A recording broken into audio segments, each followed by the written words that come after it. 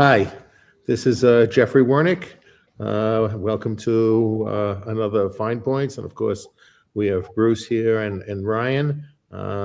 Dennis, unfortunately, contacted me and said he will do his best to make it, but he's got some engagement that might tie him up most of today. We'll miss Dennis, but let's proceed. I'm going to read a section, an excerpt. I guess Scott Bessent, our Treasury Secretary, would accuse me of engaging in a PSYOP operation or engaging in propaganda. But I'm going to read a section from a President Ronald Reagan, who, according to Trump, was a tariff lover.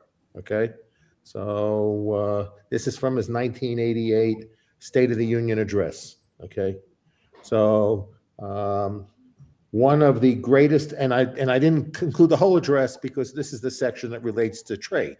So since we're talking about trade and Reagan's position on trade and tariffs, I decided not to talk about the sections of his State of the Union address that had nothing to do with trade or tariffs. So here goes. Ronald Reagan, State of the Union Address, 1988.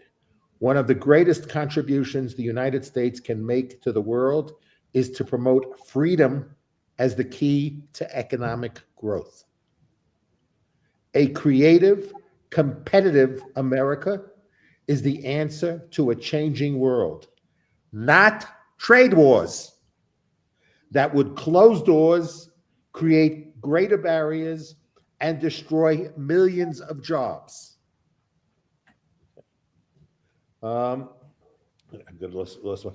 We should always remember protectionism is destructionism. America's jobs, America's growth, America's future depend on trade. Trade that is free, open, and fair.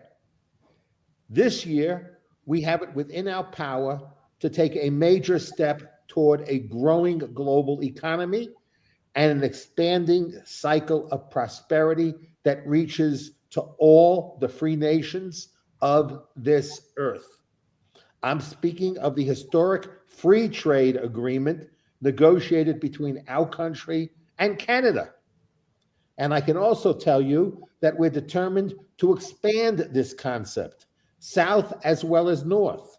Next month, I will be traveling to Mexico, where trade matters will be of foremost concern. And over the next several months, our Congress and the Canadian Parliament can make the start of such a North American accord a reality. Our goal must be a day when the free flow of trade from the tip of Tierra del Fuego to the Arctic Circle unites the people of the Western Hemisphere in a bond of mutually beneficial exchange, when all borders become what the U.S.-Canadian border so long has been, a meeting place rather than a dividing line. Okay?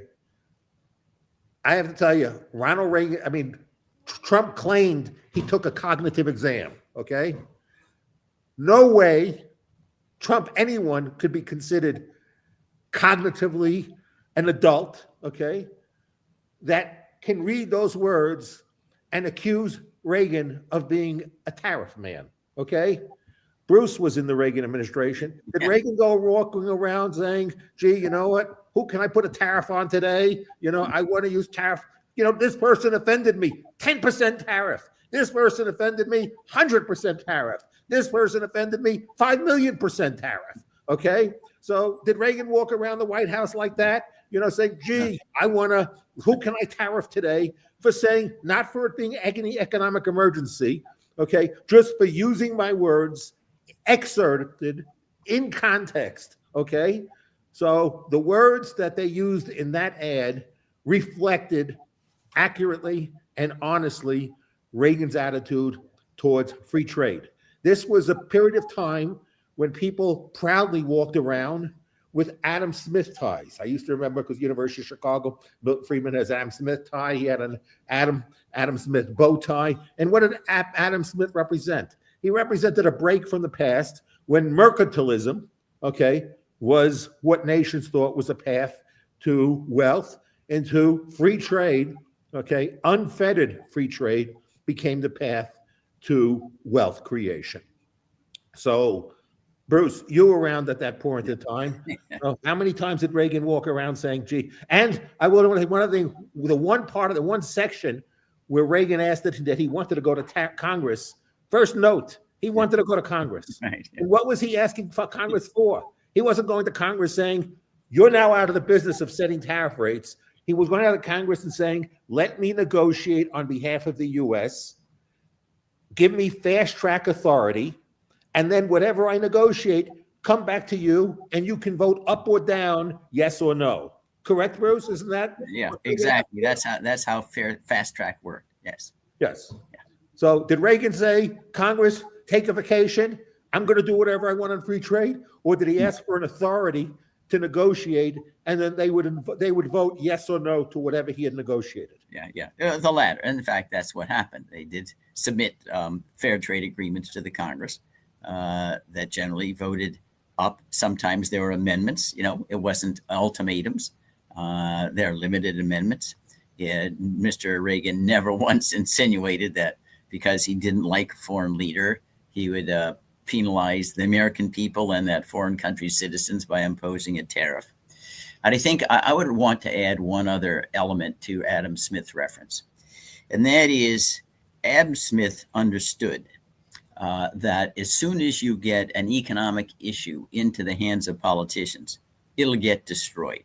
It'll do things that are, because the politicians' economics are not the free market businessman's economics or consumers. The politician's economics is always an ulterior motive. How can I utilize this power, to help me or my constituents?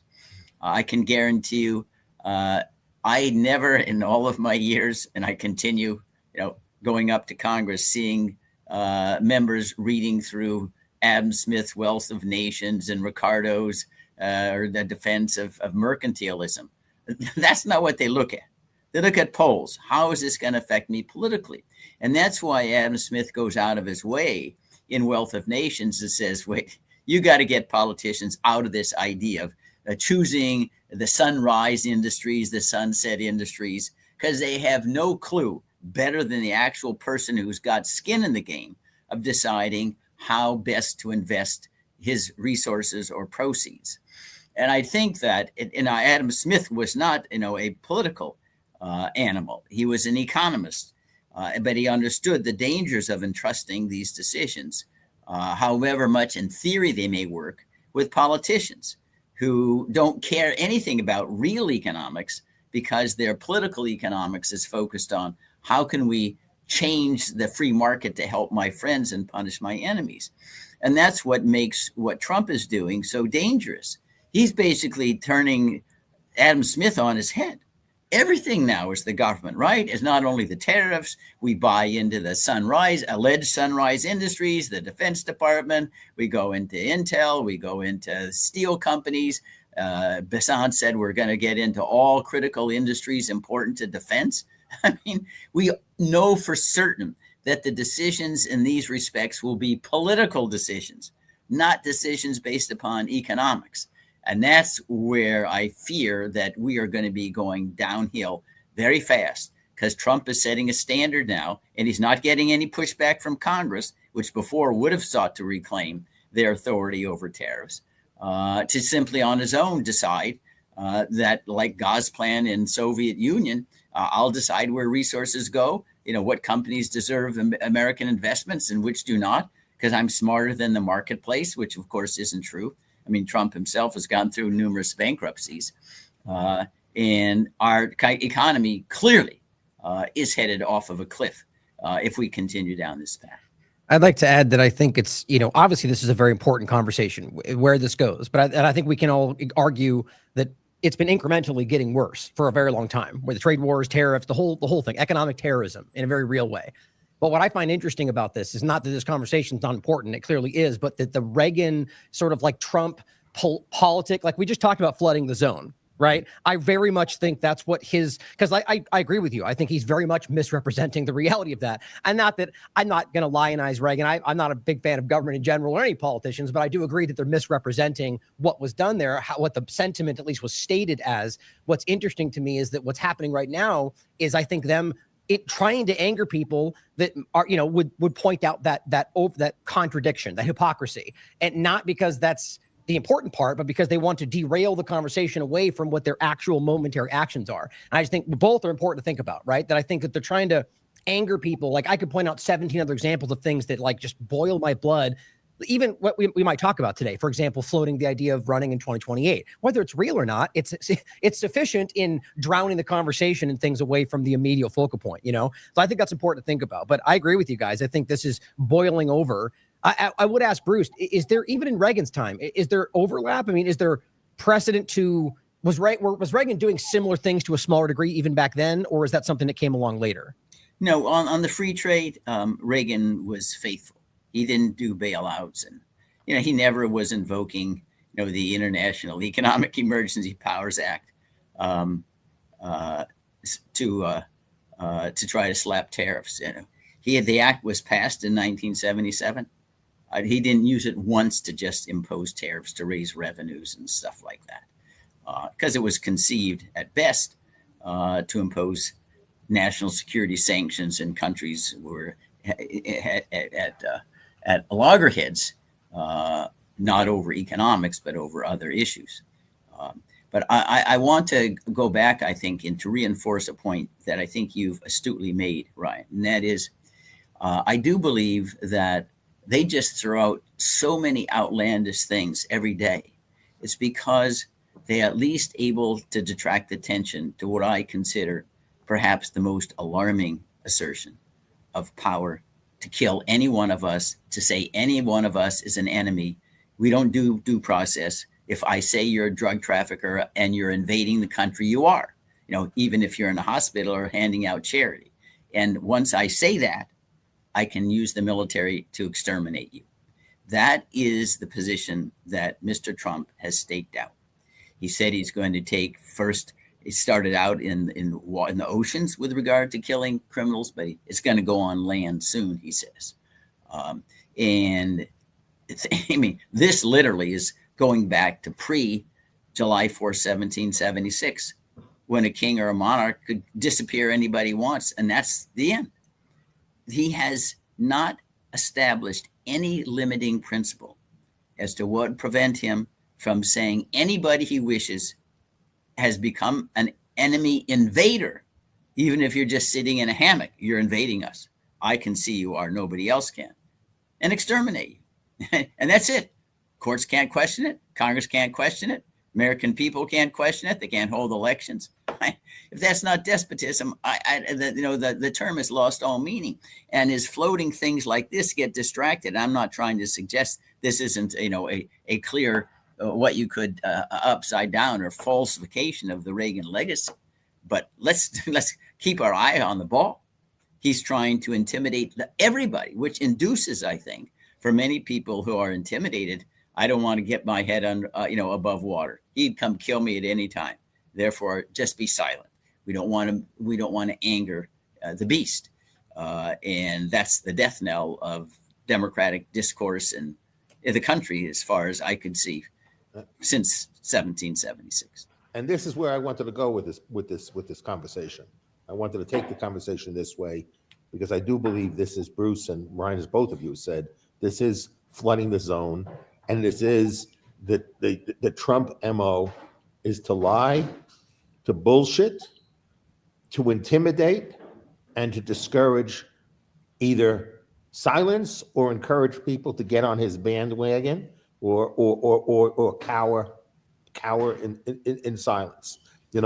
I have not seen any article yet from anyone who served in the Reagan White House who knows clearly well that when Trump says Reagan is a tariff lover, okay, Not one that I've read has, and maybe some have come out, it just hasn't met the media and come out and said, I was in the Reagan White House. That's a complete distortion of what Reagan stood for, okay?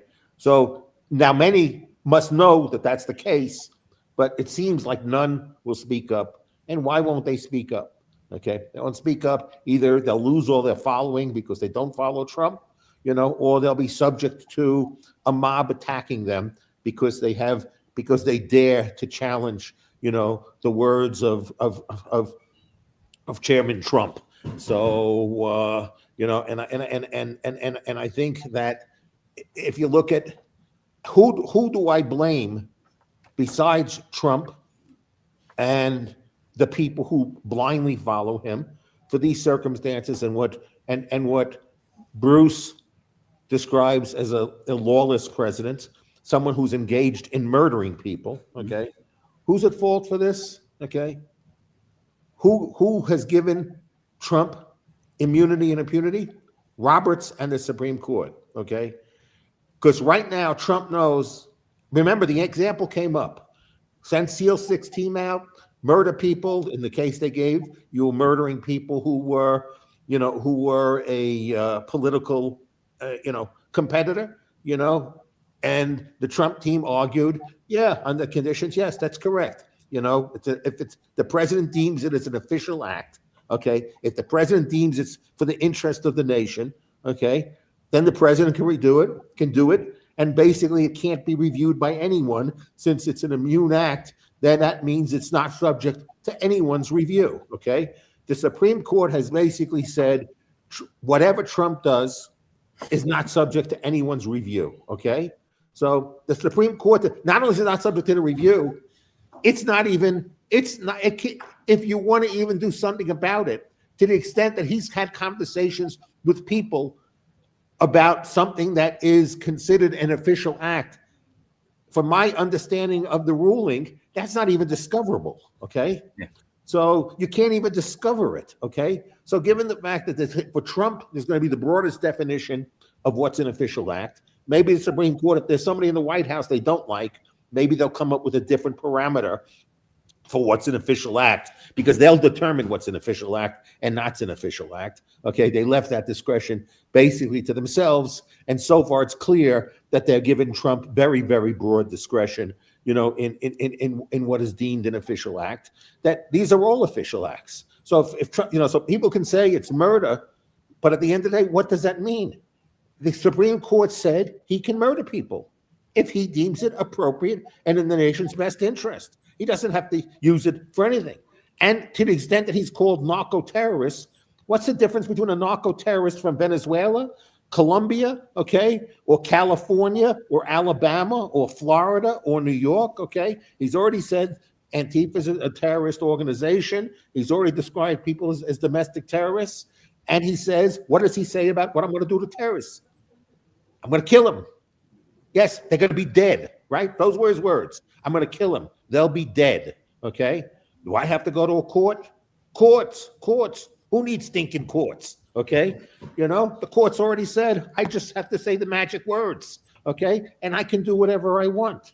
How can anyone describe that this is a constitutional republic anymore? How can anyone who says that this is a constitutional republic, okay, they should have failed any sort of cognitive exam. Anyone who thinks that the founders had this vision for the presidency, okay, that everything the president did is an official act, and the law does not apply to the president. I'm sure that's what they all had in mind. Okay, that's why they fought King George, was to make sure that they had a president, that was not subject, that nothing the president did was subject to.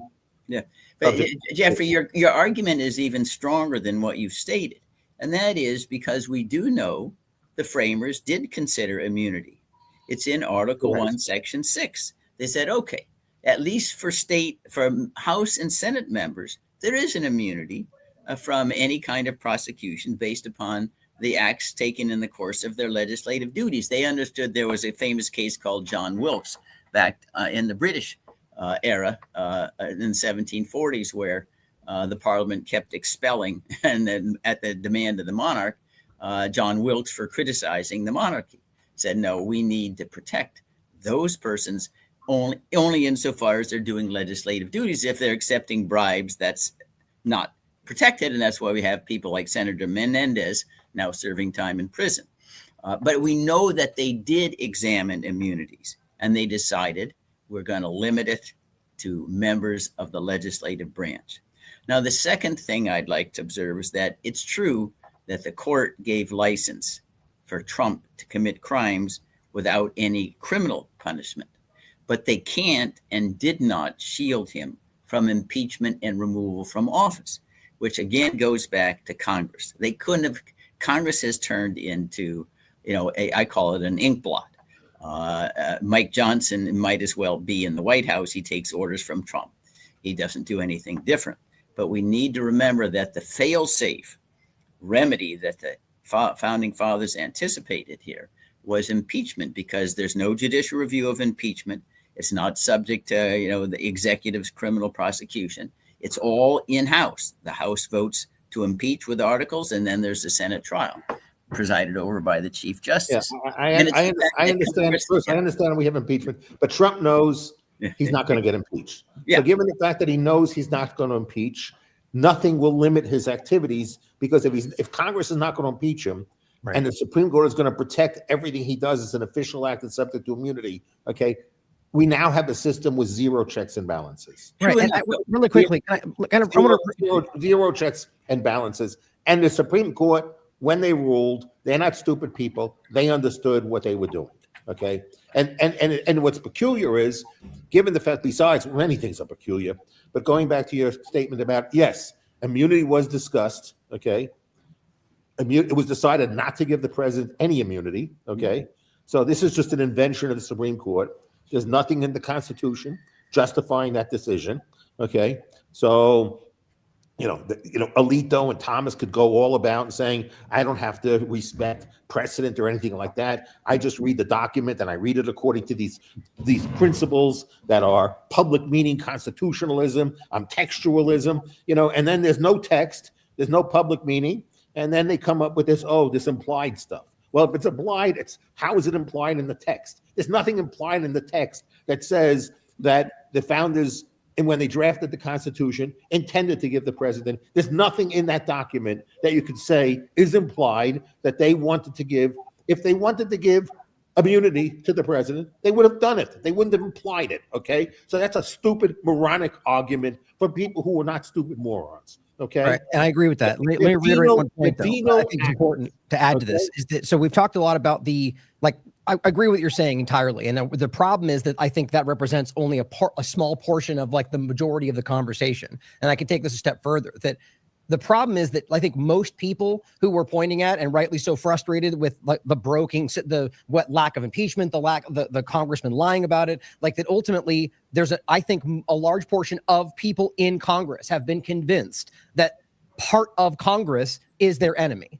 And I mean that they've adopted the idea that we agree is a manipulation against uninformed people in average Americans. And the problem is that they then actually digest and adopt the idea that they have to go around the structure to bring it back. And we bring this up often, but what I'm pointing out now is that there's a part of that that's actually people acting in Congress who believe that's the case. Now, I think that explains why we're stuck here, because they don't believe that the other half of Congress, the lefties or the other way around, are going to be able to be worked with to achieve those ends. Even though I argue they legitimately can, because I think that's largely a manipulation of the people and the way they view each other. But that's the real crux of the issue, because we can bat back and forth the idea of how we should get to impeachment. And I agree with Jeffrey that it's probably not going to happen. And every time we bump up against this circular point where it'll never actually come to pass. So the reality is that we have to recognize that these politicians, from an American individual perspective, are not actually upholding their oath. That's the point we need to get to. Perjury. But I also think the reason, listen, I was there with Nixon impeachment. When the hearings began in April of 1973, nobody thought impeachment had a snowball's chance in hell of succeeding. But there were hearings, they were public, the testimony came forth, the American people paid attention. And by the end of the hearings, Nixon's popularity rating was down into almost single digits. So it takes time. if we get that to happen. My reason for mentioning this, Jeffrey, was not because I believe it's certainly going to happen right now, never. But at least the public needs to know that they can weigh in. They may or may not be successful in influencing Congress, but at least that's the outlet. They have a right to petition Congress for redress of grievances, and impeachment is one of them. And it's not going to turn around overnight by any means, but it's got to start someplace with a conversation. And maybe this is what's so difficult for African Americans, Bruce, is that I agree with you. The problem is that how many times can we go through an effort of watching momentum and then having it, like, it has an effect. I agree with you. Every time more people come to see it, more people start talking it. But how many times can we have a momentum with no real change before people just start checking out? I think that's where we are. Like, seeing, I agree with your logic, but what do we do to get past that point where most people have already given up? I think, and I'm not describing, the state of mind and the difficulty, but having lived through civil rights that began with the revolt against Plessy and Ferguson, do you know how many times people said we're never going to get rid of racism? It can't happen. Yeah. Between Plessy and Ferguson in 1896 and Brown against the board. It's not something that I'm gleeful about. You got to stick at stuff. Yeah, I know how many long years it took to get rid of slavery. William Lloyd Garrison, he began it with a liberator in 1833 in Boston, got tarred and feathered, and then he's around 30 years later. I know 30 years sounds like an eternity to us. That's just how the species works. It's slow. And we may be dead before something changes. All I'm saying is, in gratitude to those who sacrificed even without a high likelihood of seeing any change in their lifetimes, we got to do it. It goes back. If not us, who? If not now, when? Simple as that. I don't want to be Pollyannish about it, and I can understand why people get discouraged. That's why dictatorships flourish everywhere. They believe if they stick it out long enough, that people will get discouraged and they'll stop, and they win that way. So I don't want to let them win that way. I may die and nothing will change, but I got to try. Here. Yeah, and going back to the issues of flooding, if you look, everything is a matter of flooding. I mean, let's look at the example of the demolition of the White House. Okay, first they always use these kind of clever arguments. Well, first he gets out and he says, you have the clip where Ryan, where it's his statement that he makes to how much he loves the East Wing, and it's never gonna. Do you have that clip? It's the one that says East Wing. Okay, let me find it. Okay, it's the only one at the bottom. Yeah. Okay.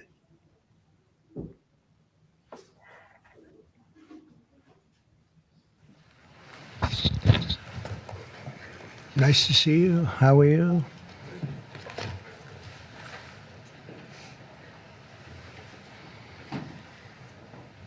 We have a lot of athletic talent and great people behind me. And they're going to do some very important things for our country. Nobody knows LT, right? LT, greatest ever. Lawrence Taylor. You look good. You could play right now, I think, LT. You only look that way. Well, I'm delighted to be here with some of the truly great sports legends of all time as we formally announce the newest members of the President's Council on Sports, Fitness, and Nutrition. This is an important step in our mission to make America healthy again. It's something that's very important, what we're doing, very important. Dating back to the administration of President Dwight D. Eisenhower, this council has championed the vigor and strength and vitality of the American people. Today, we continue that very proud tradition. This group is led by two-time major champion and one of the greatest players in the world, one of the highest ranked, and he just had a phenomenal Open Championship, as you probably saw, shooting one round that wasn't so good, and then he came back with about a 65 or something. He was getting a birdie on every hole. They were worried he might not make the cut, and he made the cut by about 200 strokes. It was pretty amazing, and he had a great week, actually, and he said, I believe you're going for, you want to watch the ballroom part, right? Just the ballroom part. You just kind of scroll forward. I'm not sure exactly what part it was at, but this is the video that you were talking about, right? So I'm not sure where the ballroom part is. Against each other in the presidential fitness test. American athletic tradition for many again. generations. No, this is the video that this is just it's the clip. So I'm not sure exactly where you saw the part you were talking about, but the ballroom part is probably in here somewhere. We're falling behind Europeans. Do you want me to scroll? I mean, I don't want to keep scrolling. Keep scrolling. Falling behind A others. little bit too much time in front of the TV, and we just want kids to do Keep better. scrolling. Well, you Slopping grab it at down the bottom to- and move it wherever to you the think it tent. is. It's Because not a I didn't watch pretty it. sight. The women with their lovely evening gowns. Okay, I'm just removing it. So I didn't know where exactly where it was. I should have written what minute it was in. My bad. So the point is that Trump made the statement saying that they're going to build the ballroom. The ballroom will not touch the East Wing, and that the East Wing was his favorite part of the White House. Okay, that's what he said. Always starts off with the lie. Okay, then what happens is suddenly it's demolished. Okay, so without explanation, it just gets demolished. Then when he's asked the question, there's a landmark commission. This is a landmark. Don't you have to speak to somebody? He said, no. It says about vertical construction, says nothing about demolition, destruction. Okay. So according to Trump, tomorrow he could take a wrecking ball and at his sole discretion, just demolish the entire White House. That's the claim. If he can do the East Wing, he can do the West Wing. He can do the whole White House. So people think that he has the right unilaterally. So of course he does. Of course, what is Trump conditioning American people for? This is the point that this is an important point more than just the demolition of the East Wing and its status of the East Wing. Okay. I don't want to minimize that. Okay. The point I want to make is this is what Trump is conditioning the republic. I do what I want. The law is irrelevant. Okay. So that's the mentality. That nothing I do is subject to review, and I do what I want. I want to kill people, I kill them. National security. I want to impose tariffs on whoever I want, I impose tariffs. I want to freeze your bank account, I freeze your bank account. I want to destroy the White House, I destroy the White House. Okay. I don't need anyone's opinion, judgment, or approval. I don't need it. I do what I want. Okay. Okay. And then I have all my minions going out and basically then repeating a million different lies. Reagan's a tariff lover. Every president in the history of the United States has wanted to do a ballroom of this size. Only they didn't know how to get it done. Okay. None of them knew anything about construction. Nobody knew anything about hiring contractors. Nobody knew anyone who knew something about construction to hire a contractor to build a ballroom. Okay. No president in the history of this country until Trump knew how to do this. Okay. So this is his assertion. Okay. Then when they make references in the past, like Harry Truman, Harry Truman got approval of Congress. Government money, approval of Congress. That's the difference. They make all these references. Oh, did the White House never had anybody touch it? Yeah, they did. They either made minor improvements, inside the White House that were decorating choices, that were not permanent things. They were not permanently destroying things. They were not making permanent decisions that everybody else would have to live up to because it's not their home. It's not their residence. When the people on January 6th went to the Capitol, what did they yell? It's the people's house. It's the people's house. Okay. The White House is the people's house. It's not his private residence. Okay. That should just be common sense. Anyone who's not cognitively deficient, okay, should understand that's just common sense. It's not his house. Okay. He's in there as a very temporary resident. He's got no more than 8 years there, and then he's gone. And then there'll be a whole history of other people were there, okay? And he can't just destroy it and build the whole city in his image, okay? Which is what he's trying to do. He's trying to have the White House look like Mar-a-Lago, okay? And that's, and the point is, we shouldn't be discussing his tastes in architecture.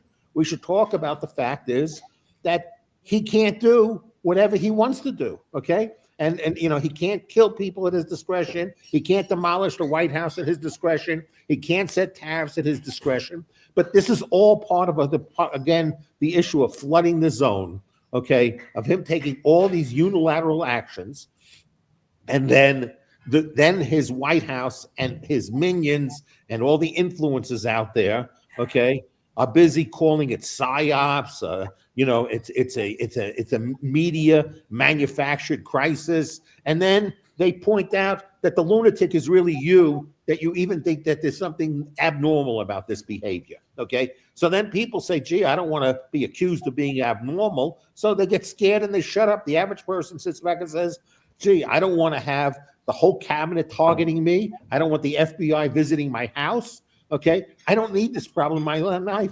Maybe I just should shut up. Okay, I should say nothing."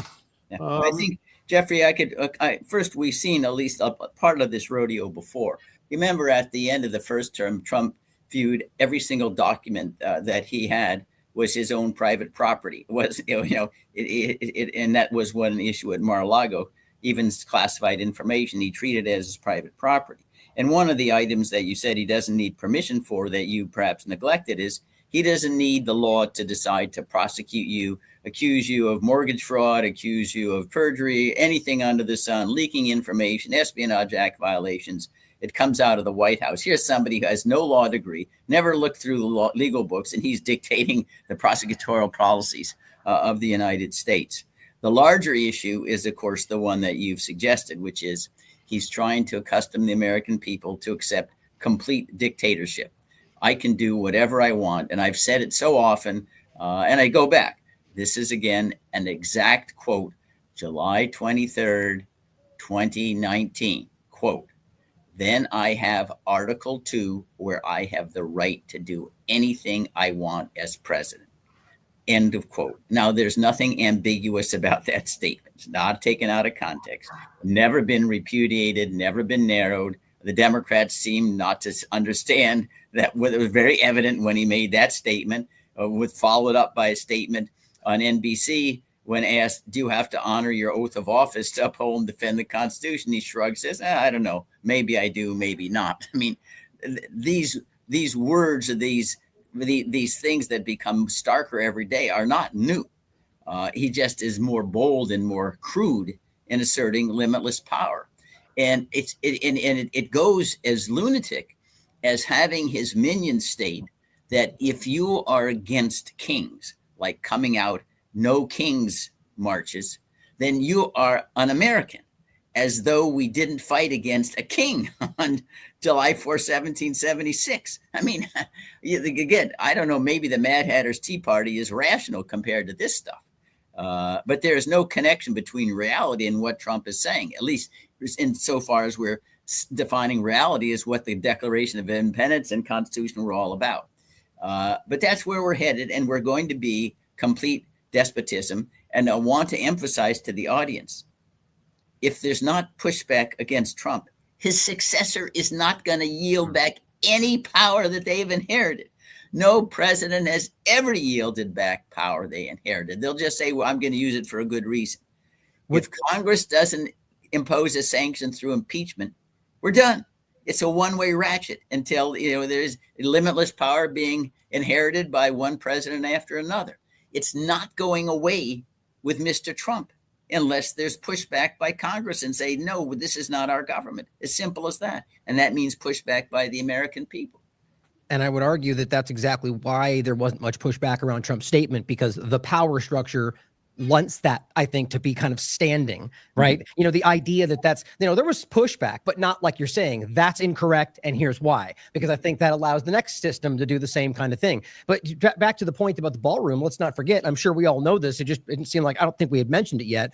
In reality of that, the only real point is that congressional approval over any changes that take place in the White House. And so it's like this in every other context where he just bucks that reality. Well, why can he buck the reality? That's like why would it?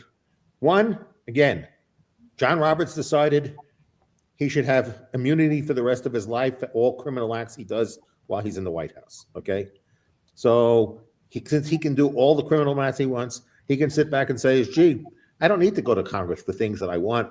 All I need to know is everyone who needs to go to the government for approval, given the fact that I'm the unitary executive, and any approval has to come through me. Okay, and only me. Okay." It's easy. I just go to people and say, "Gee, you want to get your license, you want to get your permit, you want to do that merger. I want this ballroom. Pay for it." Okay. So he's able to run an extortion racket and the Supreme Court has enabled him to run an extortion racket. Okay, so that's the way I look at it. This is the consequences of I was never a friend of the administrative state, but what we've gotten at is supposedly, the Chevron defense. I think what we got is much worse. We got at least you had some check and balance with some people who headed up agencies. Now basically you have every agency, just does what Trump tells them to do. So basically you have everything decided by one person. So almost, given the fact that we live in a country where everything you do, you need to get permission for, and you need to get permission from the federal government for almost everything that you do. And now basically all that permission, you have to get from the White House, okay?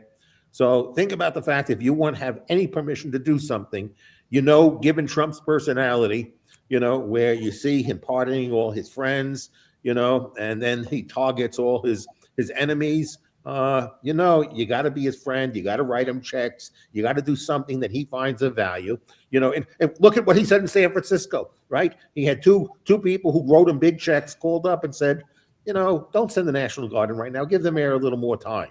So I said, okay, I'll give the mayor a little more time. Okay, why? Because San Francisco is in better shape than Portland, Oregon, or because he likes the person in San Francisco because friends called him up in San Francisco, but he couldn't. Apparently, there are no friends in Portland, Oregon who can call him up who have that same level of influence, or Chicago. He wants to screw Pritzker. He wants to screw the people at Oregon. Okay, so he wants to screw them. So he sends a National Guard in, but he has a couple of friends call him and he says, please don't do this. Remember, we wrote big checks to you and we'll keep writing big checks to you. Oh, my friends called me, so I decided not to send it in. Okay, this is the way. It's all pay to play. I want to underscore, okay? Jeffrey and Ryan. Billions he could get in the pay to play game.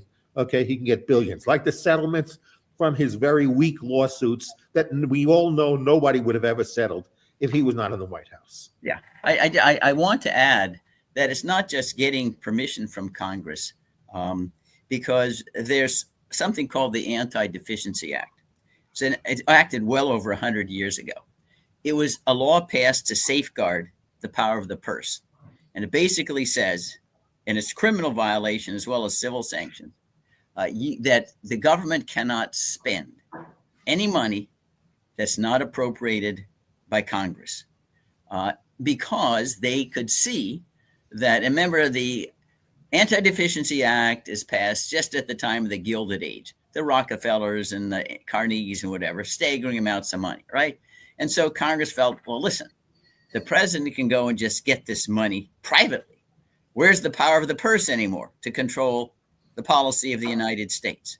So the Anti-Deficiency Act, with very narrow exceptions not applicable here, says you cannot use money that's privately donated, not through the appropriations process, to perform a government function. Or you can't accept voluntary services either. Again, to protect the power of the purse. This is the clearest case of violating the power of the purse. Congress has never appropriated money. He's now at $300 million. It may go higher than that. So he's violating the Anti-Deficiency Act for sure. And Congress's handiwork. Congress sits there, says nothing, does nothing. We know that one of the Mellons apparently was the one that has already given $130 million, not for the ballroom, but to pay the military people. Suppose now, and I'm jumping around, let's go back to the Trump first term. Remember, the government shut down like 45 days, because Congress wouldn't appropriate enough money that Trump wanted to build a wall with Mexico.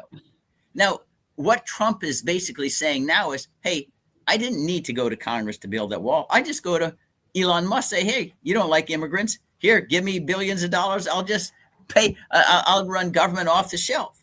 And moreover, think about Venezuela. Okay, maybe Congress passes a law like they did, during the Vietnam War. No monies of the United States can be expended to invade Venezuela. Trump says to his rich people, hey, give me the money. I'll just pay them. I'll go invade with your money. Why do I need Congress for?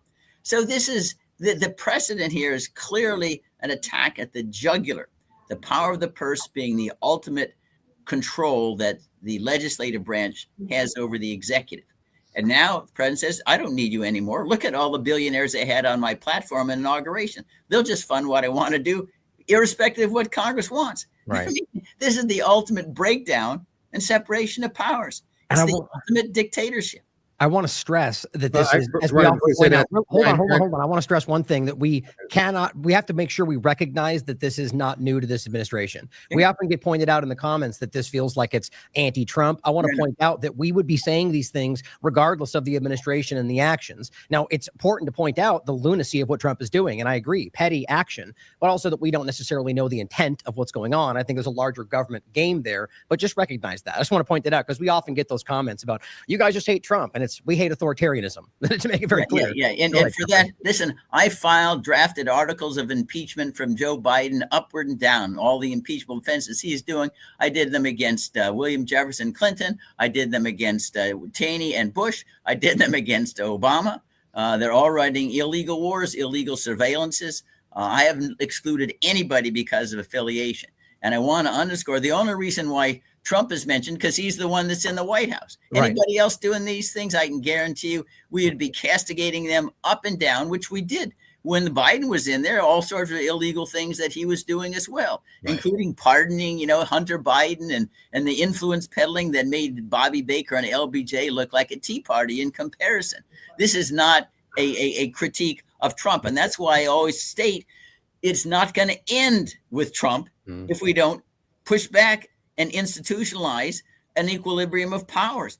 Whoever succeeds him, Republican, Democrat, unicorn, or otherwise, power never yields voluntarily.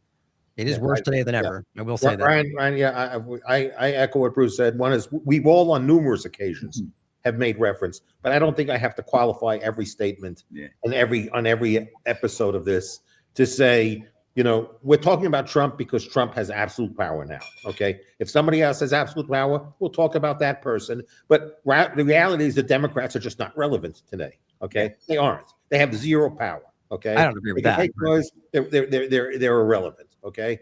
So Congress has rendered itself, pretty irrelevant. Okay. And the Supreme Court has demonstrated itself to be an actor that is supporting tyranny and despotism. Okay. So, the only thing that the Democrats have been able to accomplish so far, and which really the Republicans can undo anytime they want, is they can just take the nuclear option, which they've done in the past. Okay. They've done it to put judges that they want to put in place. They could do the same thing about the budget. So what the Republicans have shown is that if anything's important to them, they'll call out the nuclear option. Okay. So if it's important to them, they'll do it. Okay. The Republicans have decided that they too like the optics of the showdown. So this is one party thinking, all I can do is try and do a block. I can't go on offense, so all I have is defense. Okay. And the other party says, well, if you're on defense and you're playing lousy defense, okay, I'm going to continue to let you play defense because it's lousy defense, and I'll be able to just expose your porous defense. So the reality is, what's the point of talking about a Democrat? What can a Democrat do? To realize there's only one party. They have nothing the Democrats can do. Okay. Yeah, but if we realize there's only one party, talk about things that are relevant, not things that are irrelevant. Okay.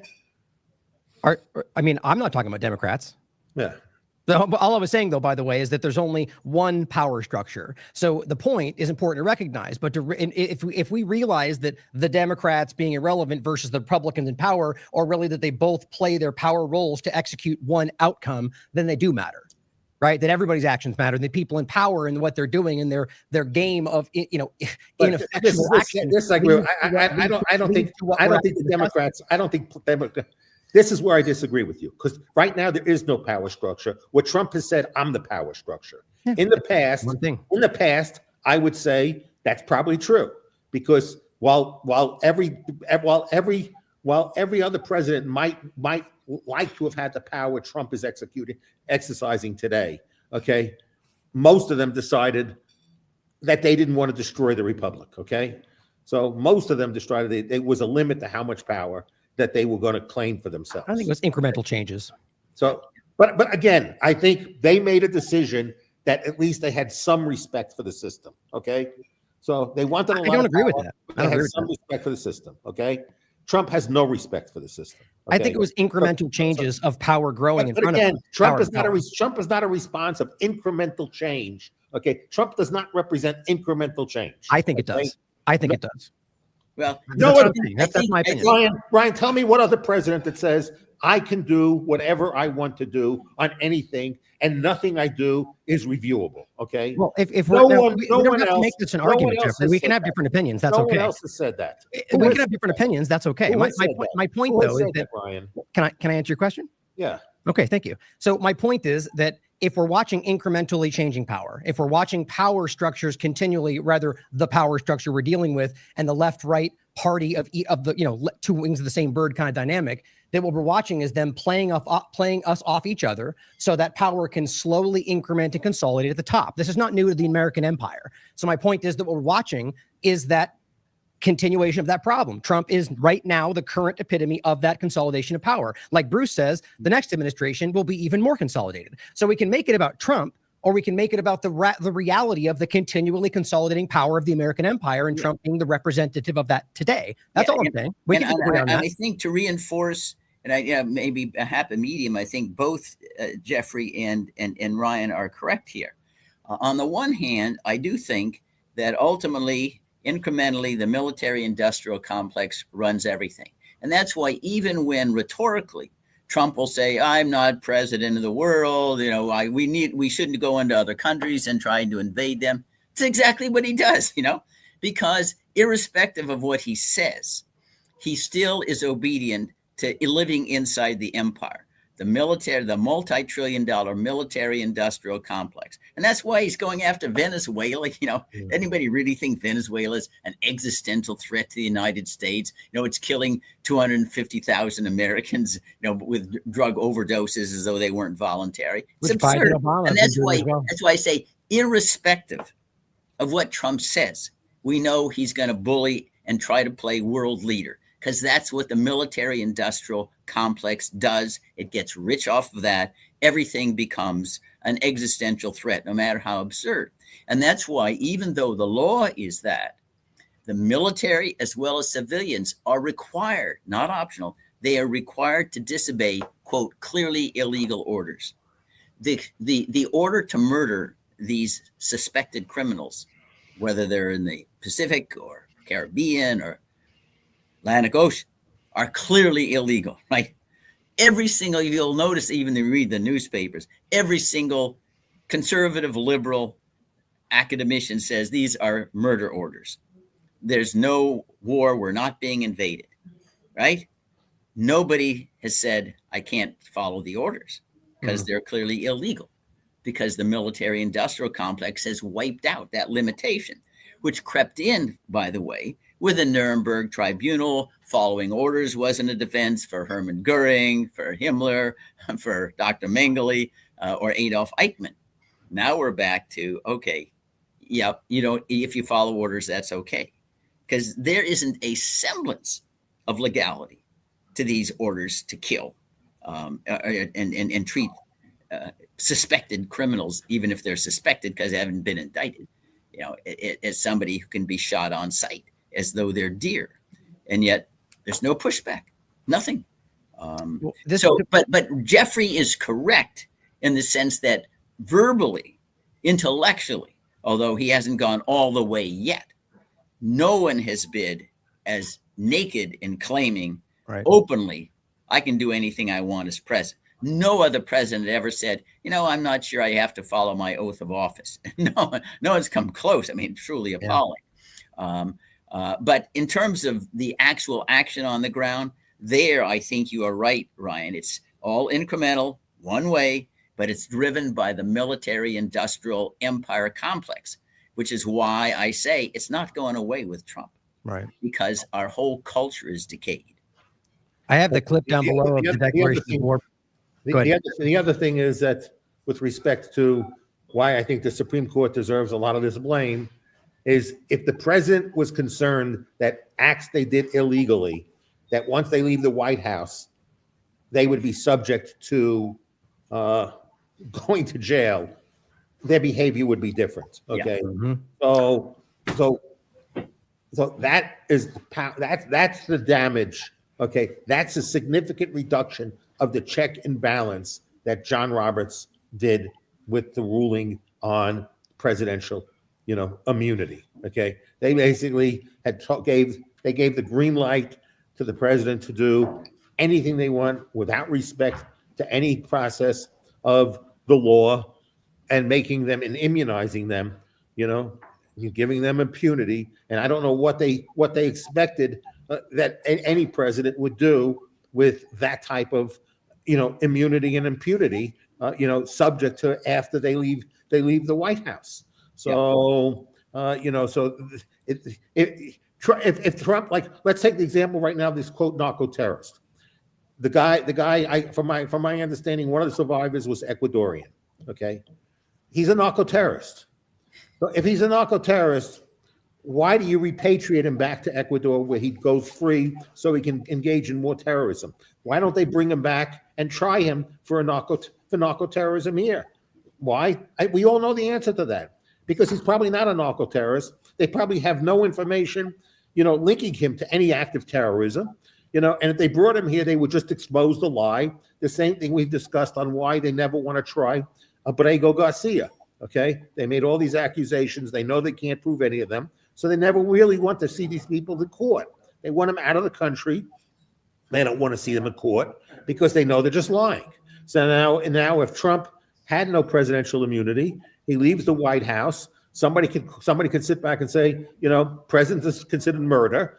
All this information go out, and he could be in jail. Okay. Now he knows that he never will be put in jail because everything will be deemed an official act. So think about the limits that he's put. And before, I don't think every president previously took for granted that they would have immunity over everything they did. Okay. Yeah. So I don't think they took that for granted. Okay. Let me add something that reinforces your point, Jeffrey. I'm in the Justice Department, 1975. Everybody's worried that the same thing that you've described could be accomplished if Nixon pardons himself, right? Right. And then he can't be prosecuted. We issued an opinion saying unconstitutional. You can't do that because no man can be a judge in his own case. Pardon yourself violates that. That's part of the official Justice Department legal analysis. So what Trump has stated and his U.S. Supreme Court in the Trump versus U.S. decision is that understanding doesn't really carry any weight anymore, because without even a pardon, anything that happens in the White House is immune from criminal prosecution. He doesn't even need to pardon himself anymore. But there it shows the conflict between, the legal architecture of Nixon and Watergate and where we are now, where it's totally disappeared. It's not even a spider's web anymore. And taking the reality of Trump, like we all can acknowledge, like every show, the reality of the unprecedented nature of where we are, that clearly that changes it, right? So even understanding the reality of being protected by any number of things they claim, if the power structure just goes, well, we don't care about precedents, then they can go after whoever they want, which is kind of the argument for why they claim they're going after Comey. But here's my point is I don't think that's even really going to happen. As I'm sure, Bruce, you have comments. I think both the Letitia James and Comey and Bolton cases they quite frankly seem designed to fail to me. I don't think they're actually going to see any real accountability. And I argue pretty much all of them deserve accountability. But the point is that I think that's the show to get people to think there's accountability. And I agree with you both. I think the reality is that they know Trump knows, not just because of the legal standing. Ryan. Wait, let me finish my point. Hold on. He knows that the reality is because of that dynamic, because nobody ever holds each other accountable, not Obama, not Bush, not anybody, that he won't either. Go ahead. Yeah. Well, I think holding people accountable, holding people not accountable. One is we don't really know what they should be accountable for. So far, we know the facts we have with Letitia James. She took $1,500 1 year, okay, from a relative, and supposedly that was to help pay for the utilities. I'm not talking about they're charging them with, by the way. I'm talking about history of their crimes way before the ridiculous charges. So you say, well, let's look at what might be the reason behind these charges. Okay, I disagree with you that it's not pure theater. Okay, Trump has tools. He has limited tools.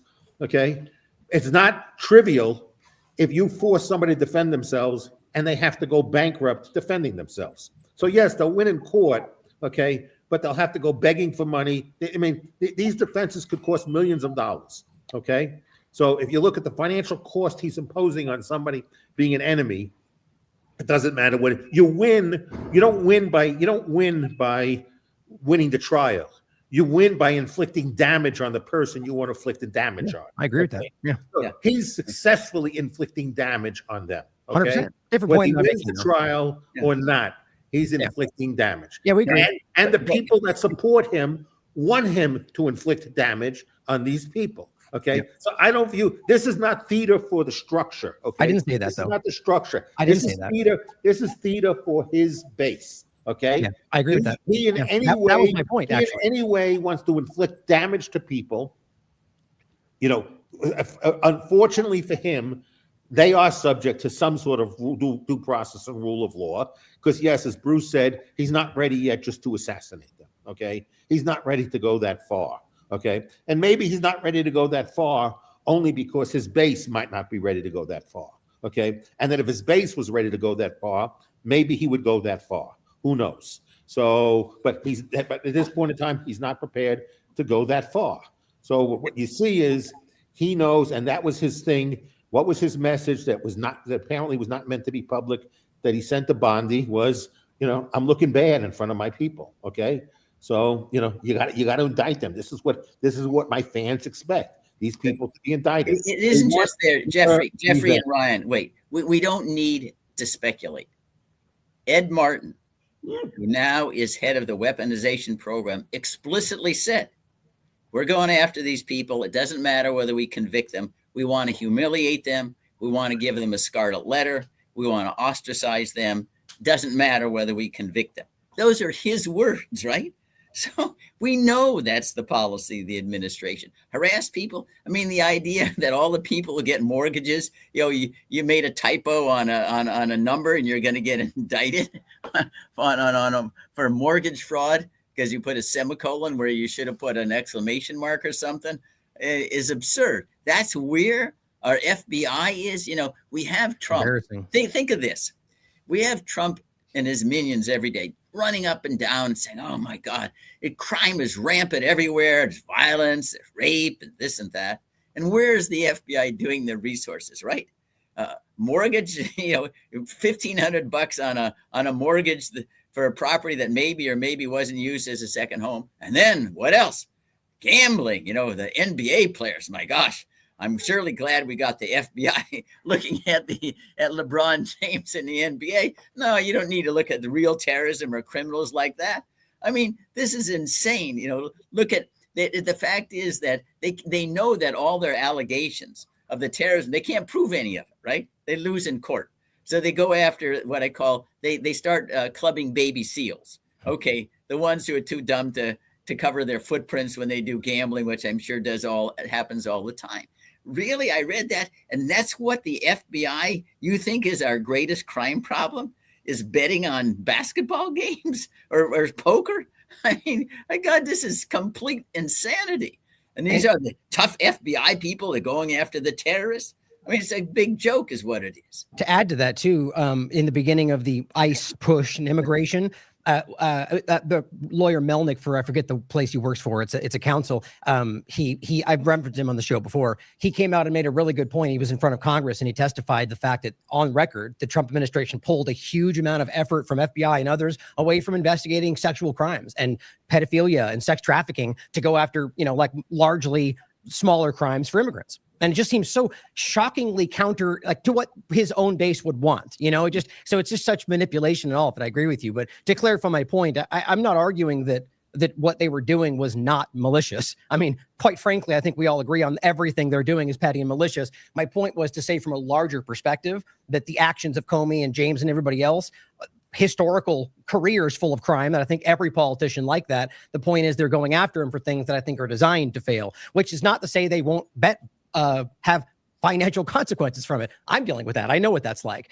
But I just think it's important to see that from a larger structure. I argue that most of people in Congress don't even really see the bigger picture of how the one power structure uses the left-right paradigm. I mean, I don't think Pelosi's and Lindsey Graham's, for example, like really digest the fact that they might not even truly be as in control as they think they are. That's my opinion. I just think it's important to think about. But I think there's a larger point here, and that is number one, whether they win or lose with regard to the convictions, and I think the likelihood of getting convictions is close to zero.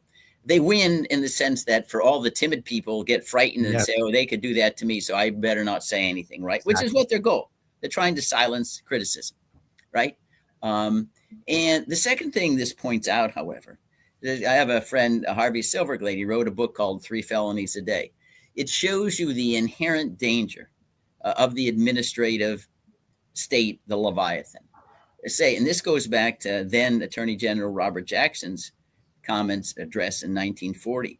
When you have so many technical laws on the books, it's no longer a case of discovering a crime and looking for the culprit, but finding somebody you believe is obnoxious and you don't like. And you had read from this before, Jeffrey, maybe the last program, and then scouring the books to pin an offense on. I repeat over and over again, because mankind's made of crooked timber, to have no government, contrary to what my partners here may think, it's not going to be paradise, right? The human beings are not inherently virtuous. But it does mean that any time that you build any kind of government authority, you have to be extremely chary of knowing its potential for being used for malicious purposes to go after political enemies. Because people get attracted to politics for power, not because they want to be philanthropists. And that's an argument to presume, not necessarily irrebuttably, but to presume always oppose any enlargement of government power unless it's like really imminently needed to save a country from destruction. Not because it's going to still leave paradise, but compared to the alternative of government abuses with its monopoly of violence and money, it's a risk worth taking. Have the government small. Yes, I think we all share. We have limits, and you like a little bit of government. And once you give any power, you give it once you give anything power, you no longer have a level playing field. So once you establish a playing field that's not level, okay, it's going to become less level over time. Okay, whoever has the advantage of having power now will have the advantage of accumulating even more power. And then the more power they accumulate, the more advantage they have accumulating even more power. And as that keeps to grow, they keep accumulating more. So if you start out like this, maybe you can preserve this. But if you start out like this, then it becomes this. It becomes this. So I think that's inevitable. As you said, the type of people who like power are generally sociopaths. Mm-hmm. So so to the extent that they already occupy positions of power, they're really good at using those positions of power to get even more power. Okay? Yeah, but that's the whole reason. And the more power they accumulate, the more other people have to play along with them because they don't want to become victims of them. So it's not like they like the game. They can't change the rules. So if they can't change the rules, they got to do the best they can under the rules that they're confronted with. I'm sure not every person in corporate America loves having to go to the White House, and kiss up to Trump, and say all the things that they say all the time and telling him how wonderful he is and stuff like that. If Trump was not president, they would not be accepting his dinner invitations. They would not be going to Mar-a-Lago and meeting with him, if he was just running his, bankrupt empire. So they would not be hanging out with him and writing these checks, okay, because they know they need his approval. They know they need his permission. What you've left out, Jeffrey, you've left out of the narrative, and it was short-lived. The whole idea of separation of powers was built on exactly your worry.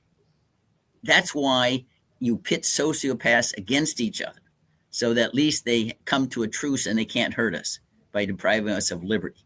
And when you actually had separation of powers work, that's why the United States grew from a tiny acorn into a mighty oak for the first century, because you really did have separation of powers. You had the three branches that were checking each other. You didn't have a huge federal government. We were running government surpluses, with tariffs alone for revenue. And then it broke down because we decided to make a Faustian bargain for empire. And you can't have an empire with separation of powers, because the goal isn't liberty and justice anymore. The goal is to dominate the world. And you got to have a Caesar if you're going to dominate the world. Secrecy, unity of command, and all that stuff. So I agree. I mean, separation of powers is a joke today. It doesn't exist at all. But that's because the institutions, or maybe the culture, agreed they didn't want to preserve liberty and justice. We just wanted to bestride the world like a colossus and say, hey, we're number one, and get a juvenile adrenaline high out of saying we're number one. But that's why but there was a corrective for the tendencies that you very, very accurately described, which is separation and pitting what Madison called ambition against ambition. There's no separation. I mean, Mike Johnson's an echo chamber of Trump. He might as well put his office over right outside the Oval Office. Well, we would not be able to be an empire in fiat paper money. I think what many people have asked me to say is counterfeit money, which I think is an appropriate term. We now have governments and banks issue counterfeit money. So that's what the U.S. dollar is. It's really counterfeit money. So we issue this counterfeit money, and without the issuance of counterfeit money, we'd never be able to preserve an empire. So if when the federal government was spending, revenues were 3% of GDP, and their spending was about 3% of GDP, you're not going to build a big empire, spending so little as a percentage of GDP. With the spending that we do today, okay, it's the size of government. This all has been funded by embracing in 1913. We created the Fed. We instituted, the constitutionality of income tax, and we decided that we were going to print money and take money away from people to fund going into World War I and becoming an empire.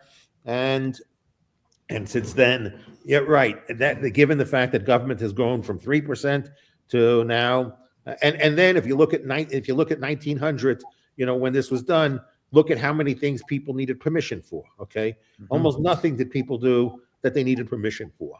So you're not going to attract sociopaths to go to have a job where you have no money to spend and nobody has to come to you for permission. And now you live in a world where you have to go ask for permission for just about anything. Okay, at least in the past, you could go for permission and go to the SEC, or some other organization, or the FDA, and they were run supposedly by technical bureaucrats, and we didn't like that. So somehow we've decided now that it's better, instead of having that approval go through technical bureaucrats, we want Donald Trump to make all those decisions. Okay, because that's what we have, right now. One's bad, the other's even worse. So typical, right? Dragging you into the position, It's true, Jeffrey, that certainly the Fed, makes it easier to run an empire. But I can guarantee you, empires began way before there was any central banking, right? Roman Empire, Athenian Empire, all these empires running, and they all debased money to sustain their empire. Yeah, they didn't. And we aren't going to be able to sustain our empire either, Jeffrey. It's a matter of time. They sustained empires for a long time, but every one of them went under. They couldn't sustain the empires because they ended up debasing their money. Yeah, but don't you agree with Jeffrey's point, though, Bruce? And we aren't going to be able to sustain ours. That's why we're going off of a cliff. Now it delays the falling off the cliff. The central bank does, but I can guarantee you the human species was stupid and crazy and narcissistic from the beginning. We just want to control for the sake of control. Read about the Punic Wars, Hannibal and Scipio Africanus, 16, 17, 18 years. They never once asked, why are we fighting? That's just what we do.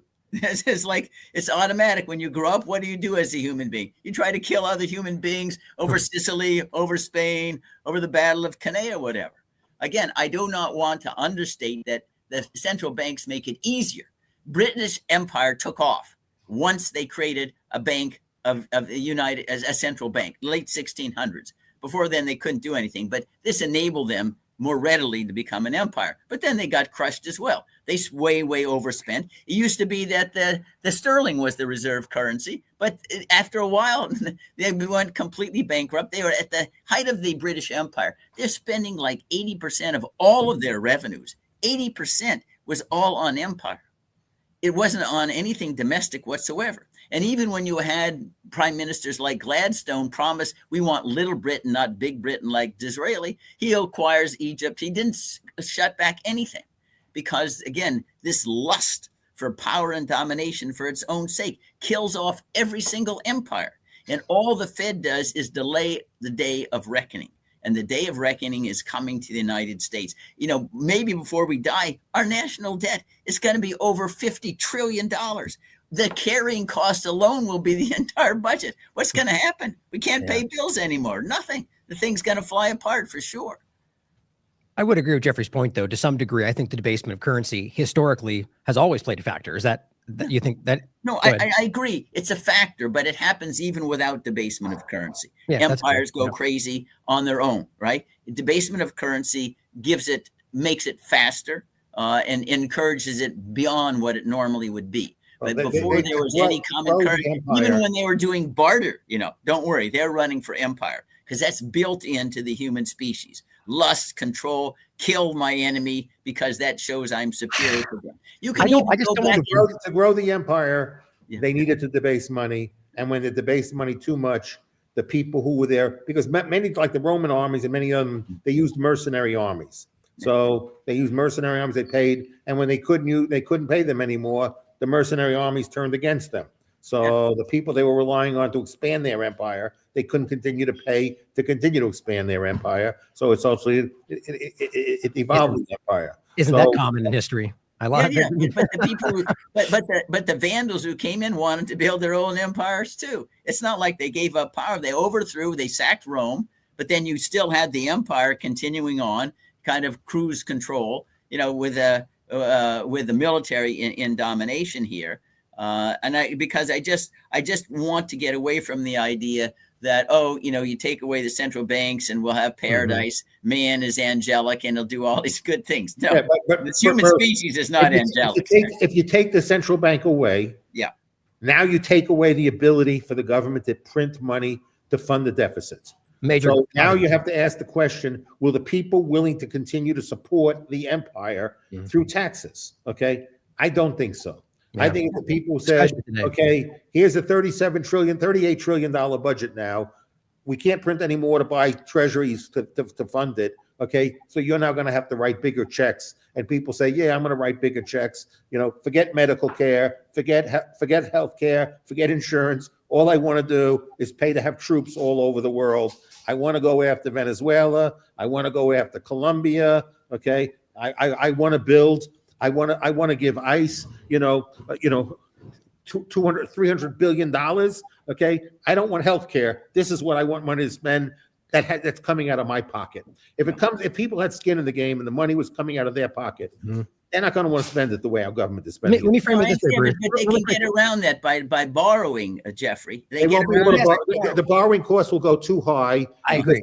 Because without the central bank buying the debt, people will stop trusting government debt. That's the problem. Here's the way I look at it for both of you. When people trust the government debt, they're not trusting the government. They're trusting the Fed to bail them out. Okay. So once the Fed bailout disappears, the market will stop buying the debt. Okay. Yeah. Here's where I look at it. Interest rates will skyrocket. I agree with Jeffrey entirely. And I think where we are now is that, right, basically to your point, Bruce, if we hadn't been set up this way, propped up like this, and you just pulled away the central banking, that wouldn't be an immediate collapse of the empire. However, with where we are now, I agree with Jeffrey. I think that if the way that this is so completely if you kick that leg out right now, I agree with you. They could find ways to stave off the problem. But I think Americans right now, that would be too far. I agree with you. I think right now it would be too much, too fast, and Americans would not be willing to kind of just tough out the hard times to get back to that point. I think we would see a rapid shift in everything in this country if that happened. I agree. Well, listen, I'm not opposed to shutting down the Fed. Yeah, right. I think we all agree. Maybe we would just be an empire on a smaller scale because we couldn't afford it, on this grand scale, 800 bases abroad, hundreds of thousands of troops abroad, special forces in hundreds of countries, building one aircraft, F-35, projecting to cost over $2 trillion for one aircraft. I mean, Americans really want to spend $2 trillion for one aircraft. I agree. And maybe it would collapse more rapidly. But And I say it would the species would degenerate, and we would just have smaller empires because again, the species This is where we inherently disagree, inclined Bruce. to kill each other. This is where we disagree. I mean, let's put it this way. I'm going to say more wishful thinking, but I do think like this is where I truly believe at a core level. I don't want to believe, and I don't believe that inherently American or humans are like you're saying. Like, I'm not saying they're all angelic. That's far from the case. But I'd like to believe if left to their own devices, we wouldn't devolve into chaos without somebody controlling our lives. But I think this is more in the way we should have, fleshing this out as far as we can, because I agree with you. I think there's limits to it, but I don't know. If with that mindset, we're almost guaranteed to cycle back through the controlling power that we always go through. Maybe that's the Republicans you keep it, but No, but listen, I go back to Hobbes. I don't believe that Leviathan was the answer, but he said in a state of nature, that life is a poor, brutish, nasty, and short. And I believe that's accurate. I don't applaud it. I think it's very disappointing. There's a very famous exchange of letters between Albert Einstein and Freud in 1932, where Einstein says, "How do we stop these wars? All we find is killing." And Freud comes back and he says, "I don't have any answer to this. Is that there is built into the human species this glee, this adrenaline high by killing another human species. Say, see, I'm superior to you." I do not applaud that. I oppose that, but I think that's all the history of this species shows that is in fact true. And that's why wars aren't limited to just big powers over existential threats. Wars between Thailand and Cambodia and Ethiopia and Eritrea, everywhere. Look at all the wars in the most impoverished places in the world: Sudan, South Sudan, Burkina Faso, everywhere, Rwanda, Democratic Republic of Congo. There's nothing to fight over other than killing, and maybe, I don't know, maybe they get some glee out of rape as well. Yeah, but one of those things, and look, many of these places we've seen genocide, we've seen really horrible things, but what we haven't seen is none of the nations you've spoken to have the scale to be able to build nuclear type of weapons. Correct. So they can't build the type of weapons that can destroy mankind. Correct. Okay. So you need a scale to do that. Okay. So you need the scale of the U.S., of Russia, of other countries, and also going back to the issue of like the U.K. Yes, Britain used to say proudly, "The sun never sets on the British Empire." Yeah. And between even after World War I, okay, as difficult times were in the British economy during World War I, it was still the reserve currency of the world until after World War II is when the dollar became the reserve currency of the world. Prior to that, it was really the pound sterling standard. And how did one of the ways in which the dollar became, the reserve currency of the world is that Roosevelt, because he was really, maybe it's because he didn't really sure that Britain was going to win the war with Germany before we came in, is when we were doing the Lend-Lease, so we were giving them military equipment. We demanded payment in gold. So we didn't want to hold pound sterlings. So Great Britain started the war with a reasonable amount of gold backing their pound sterling, and they ended the war having their gold depleted, and that's how we had a big accretion to our gold reserve, was through Roosevelt saying, if you're going to pay me, for what we're sending you, you're sending me gold. I don't want your shitty paper. So yeah, but even in world, but see, this is an example, I think, of how the lust for power, overruns even economic sense. Because even during World War I, if we didn't lend the Brits money, they would have to get out of the war. That's why when the war ended, they had huge debts to us. That's why they went after the Germans for reparations, because we were saying you got to pay back our debts if you want anything, and Britain had no money. And that's why Britain had to expand its empire. Think of this great irony. Wilson stands up and says, "We're making the world safe for democracy." Well, after the war ended, like the British and the French empires expanded, and in their expansion, they didn't give the franchise to any Black Asian under their new control by leaps and bounds. This wasn't about making the world safe for democracy. It was about power and aggrandizing empires. But I say Britain was already virtually bankrupt at the time World War I ended, if we required them to pay back the debts they owed. Now, we had the Dawes Plan, and we kind of backed away, and we didn't want to push them to the edge, but that's what caused the Brits to tell, and the French, to the Germans, you pay reparations, because they couldn't pay their debts back to us. but this was the irrationality. And this happened shortly after Winston Churchill said before World War I, no, the sun will never set on the British Empire. Yeah, it's setting already. And they say, and that's what happens to all empires ultimately. But again, I don't want to disagree with your major premise, which is with your reserve currency, you can string it out a lot longer by making the pain of empire far less than it would be if you got to pay taxes. True enough.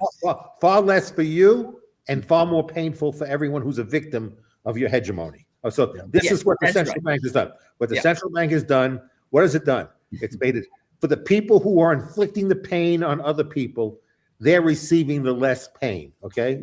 So while they're receiving less pain, they're inflicting more pain on others. Yes. Eventually, they'll inflict so much pain on others that who will bear the consequences of this are the people who were not alive during this regime that was occurring with this counterfeit money regime, okay, that has allowed the building of the empire. The people will be the victims, were not the people who built the empire, who were spectators during it. They were the ones that inherited a situation where they've inherited a disaster, where everybody hates them, okay, because of all the pain they've inflicted, all the abuse they've done by their abuse of the empire status. Yeah, the blowback for sure. I mean, we can think of just one example. You know, you think about our empire in part. We overthrew Mossadegh in Iran in 1953, and the people who paid a price were those who are sitting in the U.S. embassy who were taken captive. You know, after the Iranian Revolution against the Shah that we installed, they remembered that the U.S. overthrew their popular elected governor. In fact, he was so popular, he was on the cover of Time magazine. I apologize for interrupting real quickly, guys. I have an interview in a couple minutes I have to break off for, but please keep talking. But I think I'll leave you with the point about the government. I think is that from my perspective, I just would like to believe that we can consider a world in which the government centralized power in any sense has always been the real kicker, like the real problem to everything we're talking about. Yes, there's conflict, always has been, but historically it's always been the government centralized power that has caused the issues that we're really talking about. I sure as hell would like to give it a shot. Just one time. Remember Abel, Cain killed Abel and there wasn't any empire at all at that time, right? And for what reason? Always conflict. I agree. So all I'm saying is, and I don't say this with any glee, I'm not a misanthrope, but reading what I've read and written what I've written about the horrible things that species have done to one another, I think it's an illusion to think that in a state of nature, there'll be some kind of but see, not harmony and bliss. Not nature. You see, anarchism is not no rulers. It's not no rules, no rulers. But it's a misunderstanding of the way we're talking about, like the structure of a way a society can be without a centralized controlling structure, not just no structure. But I always enjoy the conversation. Bruce, maybe you and I should connect and have like a long conversation about it. Maybe all three of us. But great conversation, guys. As always, I'll see you next week. I got to run. Okay. Bruce, one person asked about whether the anti-deficiency law, the Anti-Deficiency Act, has been amended. No, I mean, it was passed in the 1800s. However, that's good. Right now, under the statute, the Comptroller General is supposed to enforce the Anti-Deficiency Act. But you can imagine the problem is that who has standing? You know, you or me or the caller in is we don't have standing. So, well, what's the injury to you that Trump is using non-appropriated funds to build a ballroom or to invade Venezuela? So it's a wonderful question. I did look. No, there aren't lawsuits enforcing it. It's enforced either by impeachment or Congress has got to expand, the range of people who can enforce it. So that's highly regrettable, but that's the way the so-called law of standing operates in terms of getting this issue into a court of law. So again, we're stuck that there is this law that basically the Congress has said, I have this power. I'm going to protect my power. That's the power that the Constitution has given me. I need to make sure that it's clear to you what check I have against you as the executive. So Congress has passed a law to make it clear, so it's unambiguous, the limitation of the executive power. And then when the executive power ignores that law, it's only Congress that can check it. And so far, Congress has not really been willing to use its power to check it. Let me give an example. Especially when the party that controls Congress is the same party that controls the executive branch. Yeah, I mean, let's take a parallel example.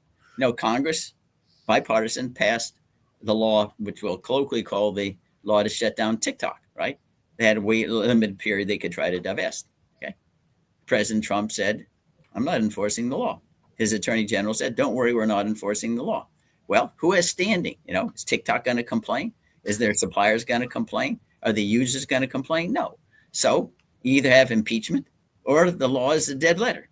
Same that it's working in the Anti-Deficiency Act. Yeah. I had another issue I wanted to discuss before we wrap up today. And unfortunately, Brian left, so I don't know how to put the video up. I put it for him to put it up, and he's gone now. I saw a video clip from 60 Minutes, a conversation with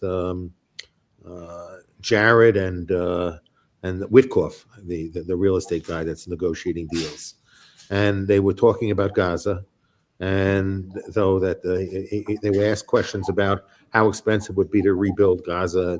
They said like a lot of money, 50 billion, but don't worry, we're not really worried about raising the money. People around the world will help us raise the money. We'll get money from Europe. We'll get money from the Arab nations. So they're not very concerned about the raising money. And then Witkoff said, there's been a master plan, that's been worked on for 2 years now. Okay. So unfortunately, because I don't know how to put the video up, you should see Jared's expression, like he was kind of shocked that Witkoff would say that, because I think that they didn't want people to know that there's been a 2-year plan to basically redo the Gaza. So if there's a 2-year plan to redo the Gaza, if Witkoff was telling the truth, and there's no reason to think he would lie about a statement like that. He might now. I don't know if he'll back away from that statement now that he said it, but it probably was a moment that he was on camera and answered. Like sometimes people do when they're asked a question they don't really hadn't thought about an answer in advance. They don't have time to think of a lie, so they tell the truth. So because they're not so quick with the lie. So what do you think of hearing that they've been planning this for 2 years? A rebuild. What does it make you think about? What was October 7th, and I'm not saying Hamas never did it. Question is did Israel really have knowledge? Have they been looking for the excuse to go and basically do it? Because Jared also said, from what I read, Jared said when you go to Gaza, you'll see like it was like destroyed by nuclear weapons. But then he said it's not genocide. So, I mean, I don't know how the two statements go with each other. I have a situation where I dropped nuclear bombs on Gaza, completely destroying it. But no, it really wasn't an act of genocide. So, they were precision targeted strikes. So, clearly it's an act of genocide, in my opinion. And, yeah, but see, I mean, one of the things if you think about, if this has been working on for 2 years, okay. You got to assume Israel was involved in these conversations. If there's talks about what to do with the Gaza, if Trump gets back, into the White House, on coming up with this plan, it makes you rethink, what happened on October 7th to me is still inexplicable. How a group of people that, if you look at the videos, look like they're poorly trained. They're not well equipped. They're not well trained. Okay, it looked like the Three Stooges. As they were going through, they were not precise in shooting. It didn't look like they had any training whatsoever. And I don't think they ever really expected they'd be in Israel for like an hour or 2 hours before they found any real resistance. So, the whole thing is kind of bizarre to me. But the other element that comes in, Jeffrey, is that Mossad, they're touted, as the greatest intelligence agency in the history of the world. They go in and they do the walkie-talkies and the pagers in Lebanon, and we say, oh, wow, they're wonderful, and are able to target all the scientists in Iran allegedly working on the bomb. They assassinate them all. How could you miss this? How could Mossad completely flat-footed. Was it purposeful because they were using this as an excuse, like the burning of the Reichstag? Who knows? But it does seem inexplicable. Now, the second thing that comes to mind, and Jeffrey, you're an investor. I'm not. I'm clueless about this stuff. You really think, given the political dynamic in Gaza, anybody would invest $1, and could find an insurance company to insure, any structure in Gaza at present, given the likelihood of, a ceasefire blowing up in 5 seconds? I think the answer is no. It's preposterous. I'll tell you my assumption on this stuff, Bruce. Yeah. I believe, and this is just speculation on my part, I believe that frequently, it's like the Swiss National Bank have been big buyers of U.S. equities, and when we had various crashes, they step in and they bought a lot of stocks. Okay. Now, then you ask, why is the Swiss National Bank holding so many U.S. equities, and why have they so frequently gone in? And when there's been like a market crash, they seem to be coming in to help support the stock market. So could it be that the U.S. can't buy stocks, so the U.S. goes to the Swiss National Bank, gives them, and goes and says, buy a lot of, we can do exchange of currencies and whatever, buy the stock market, and don't worry, I'll hold you harmless for any of your losses. Okay. When MBS invested in Citibank, how do we know that when they went? Because frequently, a lot of times when these banks go and they look to raise money for capital, the Treasury Secretary or somebody from the government will go along with these trips to these people. How do we know that the government is not also offering to back up these losses? Citibank needs money, they need capital, put money in and we'll guarantee you against the losses.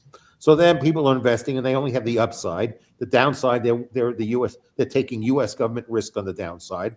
And the upside, they're keeping 100% of the upside. So we don't really know. And again, I'm just speculating, but I'm confident that the U.S. is doing deals, handshake deals with the U.S. government, backed by the Fed, is doing deals where they're guaranteeing losses of investors.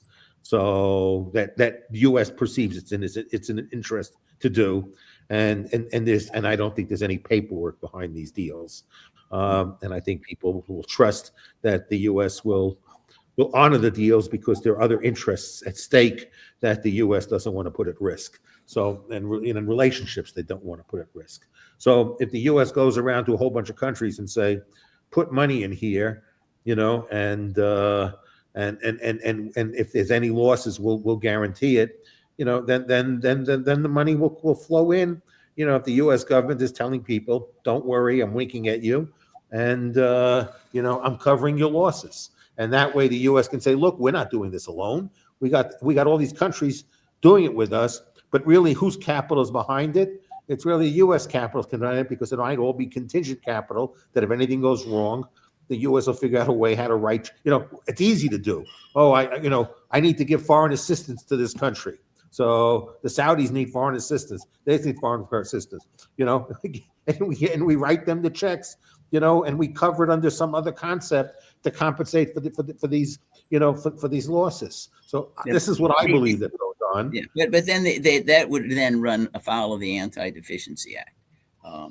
Because you're even the act prohibits making an obligation, creating an obligation that hasn't been funded by Congress. And you're saying if the U.S. runs around and says, "Hey, don't worry, we're guaranteeing this debt," we're creating an obligation. Congress hasn't appropriated the funds. Yeah. That's why when you can see why when there's something similar happened with the Boland Amendment and the Contras in Nicaragua. This was during the Reagan administration, and that is when Congress was not funding the Nicaraguan resistance against the Sandinistas. The government didn't go around and say, well, we would guarantee other countries lending money. It is true they circumvented Boland by going to various countries, say, hey, if you want us to be an ally, why don't you give money directly to the Contras, which is what happened. That was the missiles for money. But what you've described, I think, Jeffrey, is it's a circumvention of the Anti-Deficiency Act. It's trying to take congressional appropriations power, the power of the purse, out of the equation. Now, maybe the act doesn't mean anything anymore, but what you've described would be in tension with the act. Yeah. So this is my concern is that with the Fed can print money, the Fed can move money. It's the audits are not sufficient to find any of this stuff, and I think the Fed can find ways of paying off these payments. So again, I'm speculating. I mean, I've heard from people who have told me that this goes on. Mm-hmm. I have my suspicion it goes on, and I do know other governments that have done the same thing when it's sought foreign investors, especially for their financial institutions, Mm-hmm. and they look to bring capital in. That they look to diversify the risk among other countries, and the Treasury Secretary will go along, and the Treasury Secretary will make promises, and there's no written documentation, and they trust that if something needs to be worked out, they'll figure it out at the time. So so I think that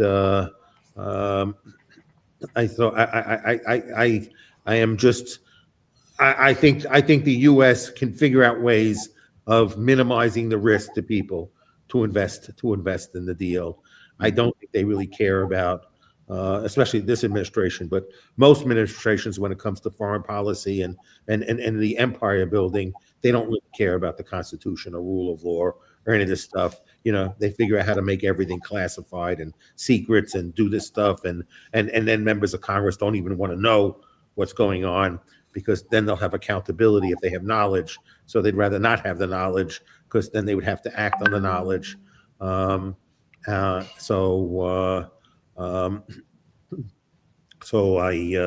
That's what I think goes on. So yeah, I don't think money would be a problem. Yeah. So not if there's a credible plan to either submit the Gazans where they embrace the plans, or they're sent forcibly evicted, somewhere else. But it just seems, why would there be conversations 2 years ago about redoing Gaza and a Gaza without Gazans? Why would that conversation be occurring with Jared and his friends that have helped finance his investment vehicle, and Witkoff?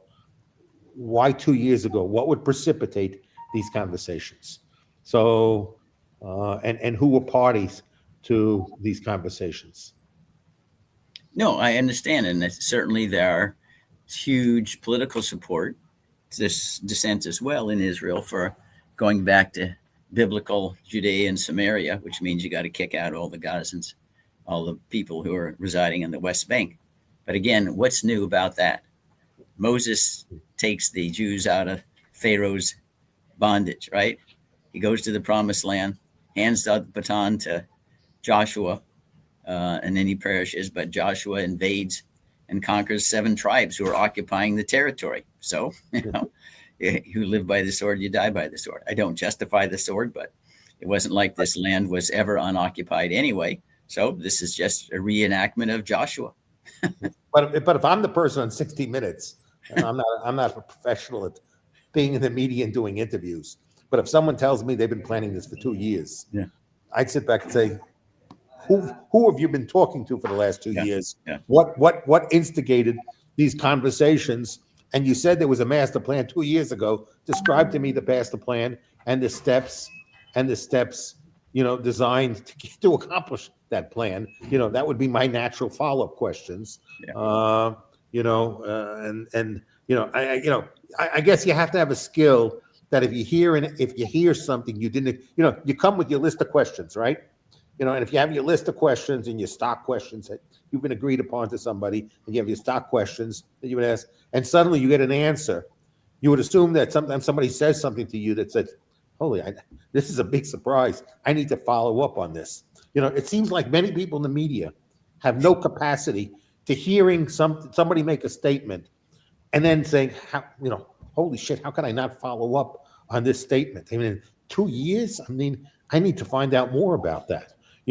Are these people who ask questions that dumb that when they hear an answer like that, they can't at the spur of the moment think of questions that can be more probing in nature? Yeah. Are they really that dumb? I mean, I think, I haven't been interviewed much, by anyone who is, a professor. Well, I got interviewed by Cheryl Atkinson, about Bitcoin. I like Cheryl, and I think she asked me, good questions, and I enjoyed the conversation.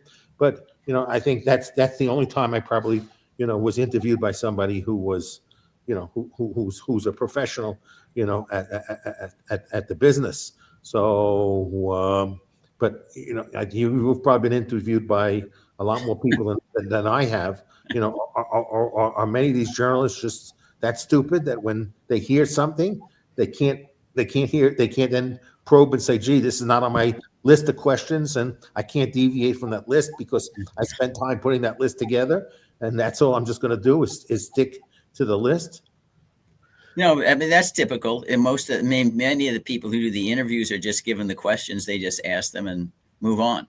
They themselves are quite unknowledgeable. And you see that phenomenon as well, Jeffrey, in congressional hearings too. It used to be before the members became too greedy about getting all camera time for themselves, that they'd let staff who actually knew some details ask questions. We saw that in the Watergate hearings. But now, the members, they read questions that are handed to them by staff. They have no clue what it's about.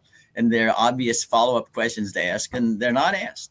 So I don't even know if people even listen to the answers. I don't know if they ask the question and then they're not even paying attention to the answer. Yeah, right. Their tie is on right. They smile and they say, okay, good enough. Let's move on. It's a game. It's theater. Okay, Congress is movie stars who are ugly. That's kind of the personality that we got in the Congress these days.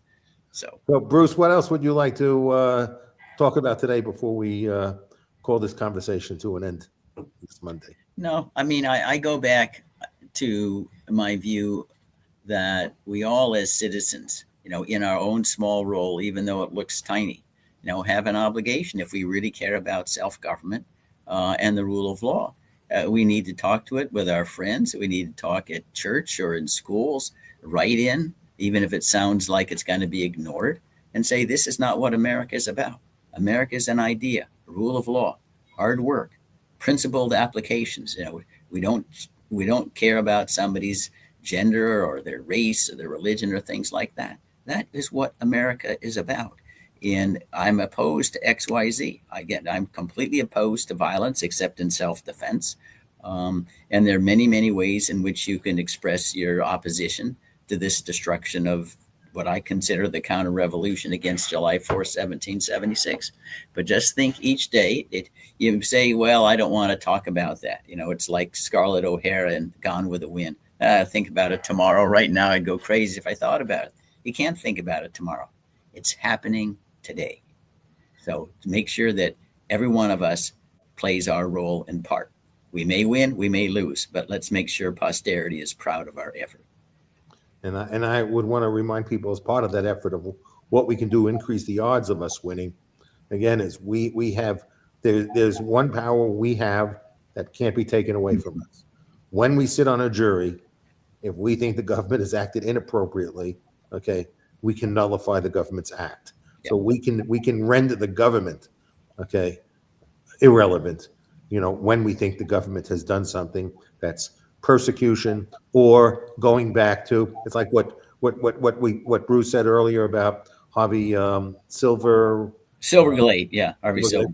It talks about and I read the book, three felonies a day, three crimes a day, and I did read and Bruce has reiterated a number of times from Justice Robert Jackson's quote, basically saying is, do we either look for the person who we don't like and find the crime, or do we investigate, the crime? So if people feel that really this is this is an individual in search of a crime, which seems to frequently be the case, don't put anybody in jail. Okay. Don't convict them. Don't even indict them. Don't impose the type of damage on somebody. Be considerate that if you serve on a grand jury, once you agree to indict somebody, the game is stacked about whoever you're indicting against. And you're imposing a very high cost on them in case they're innocent, okay? Or in case it is a malicious prosecution, that you're imposing a very high cost on them and on yourself, because justice is expensive to administer, and we want to administer it. We want to use the courts for the real criminals, okay? So we want to use the courts for people who are real threats to society.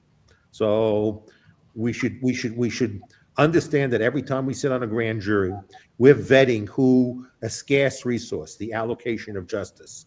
Make sure we reserve it for the worst, okay? And make sure that if government uses it to target enemies, that you say no. And you have the power to do that. Just say, I'm not willing to indict, or I'm not willing to convict. That's a power the government cannot take away from us. That's a power we must exercise, because that's the only power we have besides our vote. That's ours. So I second the motion. It has a unanimity amongst us, Jeffrey. well, thank you so much, and thank everyone who participated today. Okay, Have a thanks. wonderful day. All right, bye-bye. Bye.